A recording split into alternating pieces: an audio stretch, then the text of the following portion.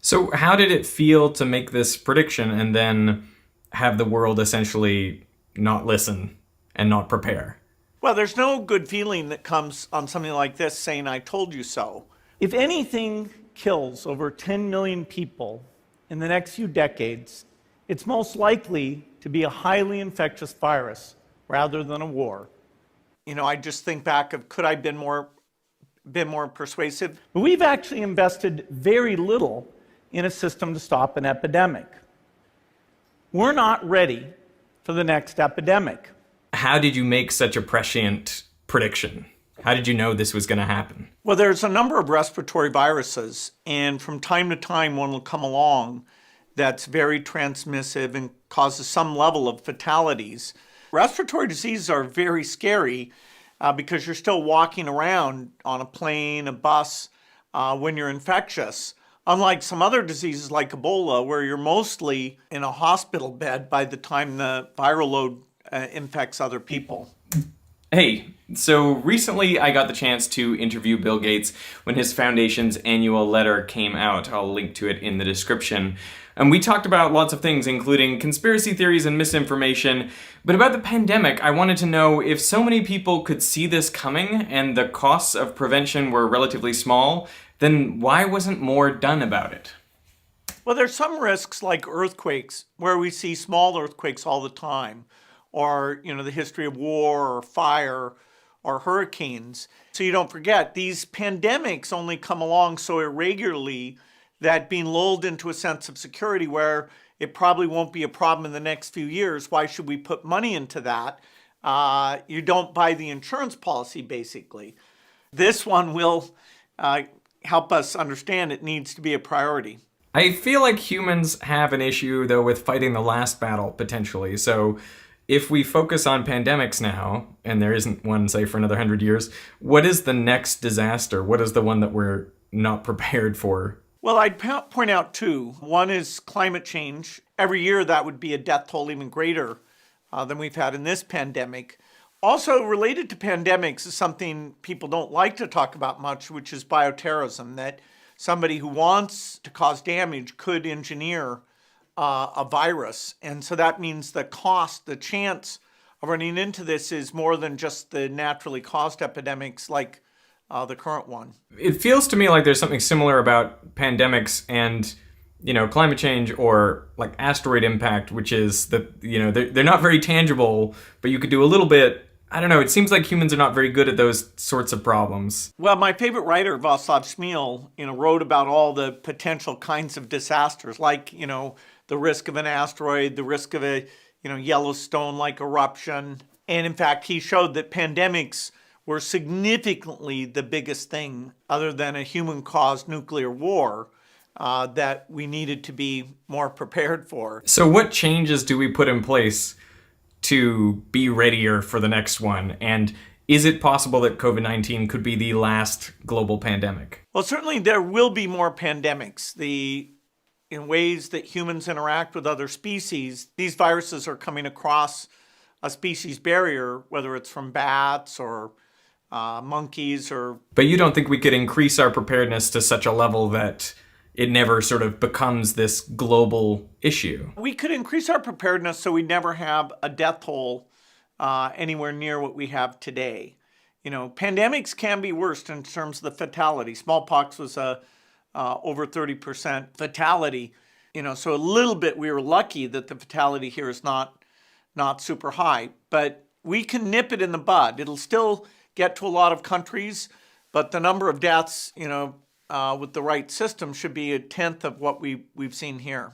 And the systems that you want to put in place so you can nip it in the bud, or sort of what are the key elements that we didn't have that we should have going forward? I would divide it into two sections. There's the field-based activity and the R&D activity. In R&D, we need to mature mRNA so we can make it even faster and have factories all over the world, have it be cheap and thermostable. There's a lot that can go into therapeutics, including antibodies. On diagnostics, having the ability to give 10 million PCR tests a day. Then in terms of the field, we need a lot of diagnostic machines all over the world. We need a team of epidemiologists. So the investments are about equal between R&D and the field-based group and information that should be constantly flowing. I feel like there's a meta issue that is kind of above all of these issues, which is, the way that people connect with reality and figure out what's true and what's not, and, what information to believe. I've got to say that, as I was growing up and coming into this information age, it seemed like the internet and all these tools were going to make the correct information so much more easy to access and bring us into a more fact-based world. Instead, it doesn't look as though it's bringing us there. I wonder if you shared a similar vision for, what the internet might do for all of us. And I don't know if you have any thoughts about the current state of it. How do we deal with this?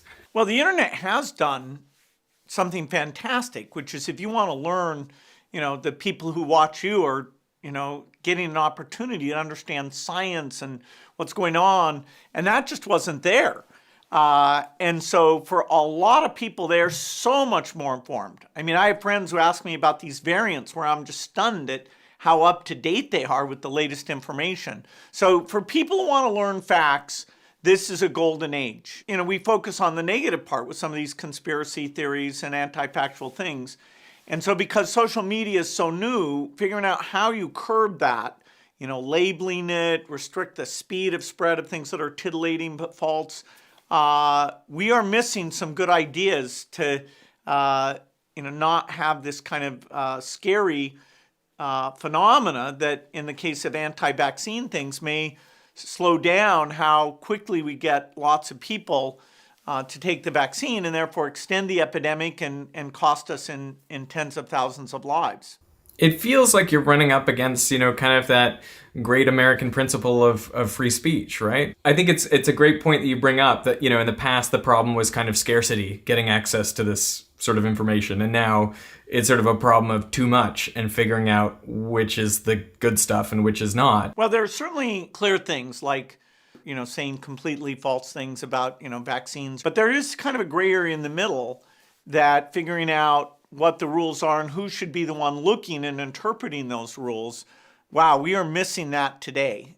Can you get a group of experts that are weighing in on these things? You don't really want the profit motive involved, but you want, expertise and capacity.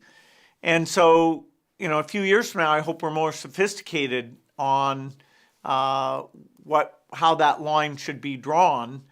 A while back on my second channel, I made a video called Be Hated, which was kind of about my thoughts about pushing back against misinformation, that we should see anything that is wrong in the world and we should do our best to fight it. So you should not be liked by everyone because there are some people out there with bad ideas and you should be pushing back against them. That was essentially my thought. But since then, I feel like my views have softened a little. And now I think of our pushing back against misinformation a little bit like an immune system. Obviously, it's a problem if your immune system is weak, if it doesn't respond to anything. But it's also a problem if your immune system is too strong. During the 1918 flu pandemic, there's a really interesting distribution of deaths where the young and old were more likely to die, obviously because they have weak immune systems, but also people in the sort of 25 to 35-year-old range because their immune systems were just so strong, they were overactive, and that ended up resulting in mortality. So I feel like there's a sweet spot in terms of how much we push back against misinformation. You'll never see me make a video about flat earthers because I just don't see the point. Making that video only kind of reconfirms their worldview, and there's not really any minds to move there. So that's kind of how I'm conceptualizing misinformation these days, a bit like we have to be a targeted immune system. So I wanted to push Bill a bit further on this idea, and I brought up a tweet that I had seen doing the rounds on Twitter that basically said that the Oxford vaccine development, they were going to open source that vaccine until the Bill and Melinda Gates Foundation got involved and said, no, you must partner exclusively with a big pharma company, AstraZeneca. And so obviously it seems to the people on Twitter that something nefarious was going on there, but I wanted to know from Bill, what was the real story? Well, the making a safe vaccine is more complicated than, say, making a jet engine. And people are very picky about vaccines. In fact, you could ruin the reputation of vaccines if you're making them in factories where the quality control at every stage is not exquisite. And, any mistake, you can have that factory shut down literally for months at a time when its output is needed to save millions of lives. So vaccine factories are not something that you just, like open source code that you can take and, mess around with. And so the limitations on how many vaccines are being made, that's based on how many great, capable vaccine manufacturers there are in the world. And we've made sure that the AstraZeneca is being made in these big Indian factories, and there's no royalty for that, no charge at all. Now, we've had to fund that, the Gates Foundation. These are companies we've been working on their factory quality for over a decade so that there was spare capacity to make inexpensive vaccines. So Oxford University is wonderful, but they're not capable of doing a phase 3 trial, and they don't have factories. We did tell Oxford that they needed to seek somebody with expertise, and AstraZeneca came in. We didn't control that agreement, but they came in and said, hey, they want to do it on a nonprofit basis. And I'm impressed with how they put their best people on it and helped out. The pharma companies who didn't get involved, nobody's criticizing them. So, you feel sorry for the ones that are really miraculously helping make these vaccines. These are the very good reasons that I suspect exist, but that's where I feel like social media just doesn't get the nuance, and it pains me to see the world like that. And even to see you, Bill, be the target of some of these conspiracy theories. It seems to not bother you, but it kind of bothers me as a guy who wants everyone to live in the same kind of reality, and I see out there doing great things, and I think that that should be commended as opposed to what you get. I'm not in a position to complain much. I have a lot of things that make me extremely lucky, and I hope these conspiracy theories go away. I don't know what it'll mean for the future. How do you feel about the vaccine rollout so far? Well, we need the supply, we need the logistics, and we need the demand. And there are huge challenges in each of those. I'm hopeful that Johnson & Johnson in the next month will get approved, because that's a single-dose vaccine, very cheap, highly scalable. So AstraZeneca, Johnson & Johnson, and a few months later Novavax, most of the developing world, those are the vaccines that will be going to them. And so we put billions into trying to make that happen. And, in a few months, hopefully it'll come together.